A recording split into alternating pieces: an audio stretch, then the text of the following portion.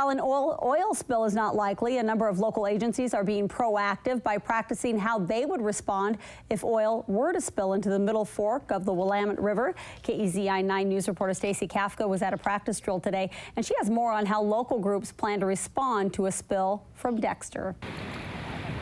On this cloudy fall day, water rushes down the Middle Fork of the Willamette like it does every day.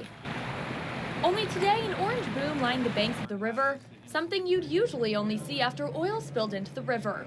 Accidents, equipment failures can happen, and so we want to practice with our agency partners on what to do if that type of event were to happen. The practice brought together a group from EWEB, the Army Corps of Engineers, and a number of local firefighting agencies.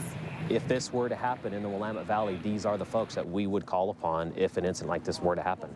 The practice scenario, 5,800 gallons of oil dumping into the river from the nearby Dexter Dam, a dam operated by a hydro-powered structure that uses oil to operate. We do have a lot of facilities, and again, they do have a lot of oil field operating equipment inside them, but we certainly do what we can as far as oil accountability and these oil water separators to actually mitigate and negating any oil getting into the river itself. In case of a scenario like this, the group would first create a supply line across the river, then create a boom to contain the oil to part of the river for collection. The groups want to act fast to keep the oil out of the water supply. Residents would be notified immediately to start curtailing water as per our water curtailment plan. But essentially we would be able to probably still provide water without much difficulty, because our intake would be able to draw water from lower in the water table if there's floating product.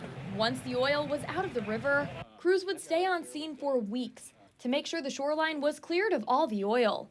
In Dexter, Stacey Kafka, KEZI 9 News.